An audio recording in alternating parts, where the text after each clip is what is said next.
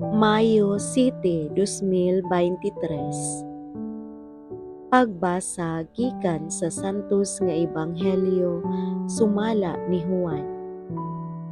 Si Jesus miingon sa iyang mga tinun-an, "Ayaw kamo kaguol, salig kamo sa Dios, ug salig usab kamo kanako.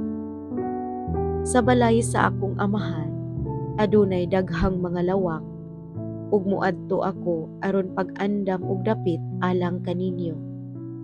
Kun dili pa kini tinuod, dili ko unta kamo sultihan niini. Ug kun atuan na ako didto ug makaandam nagdapit alang kaninyo, mubalik ako ug kuhaon ko kamo aron bisag asa ako, atua usab kamo. Nahibalo kamo nga unsaon pag-adto sa dapit nga akong adtuan." Apan si Tomas miingon kaniya, "Ginoo, wala kami mahibalo kun asa ka paingon, busa unsaon manamo pagkatultol sa dalan." Si Jesus mitubag, "Ako ang dalan, ang kamatuoran ug ang kinabuhi. Walay makaadto sa Amahan kun dili moagi kanako.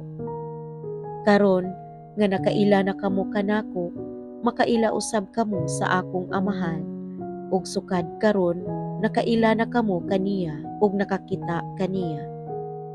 Si Felipe miingon kaniya, "Ginoo, ipakita kanamo ang Amahan, ug igo na kana kanamo." Si Jesus mitubag, "Dugay na akong nakig-uban kaninyong tanan, ug wala ka ba gihapon makaila kanako, Felipe? Ang nakakita kanako, nakakita usab sa Amahan.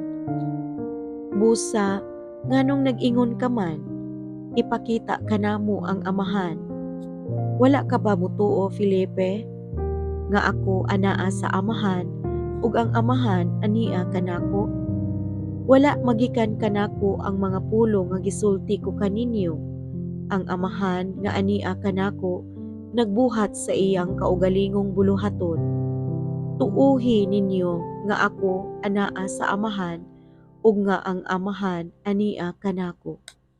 Kundili panuo kamo kanako tungod niining mga buhat.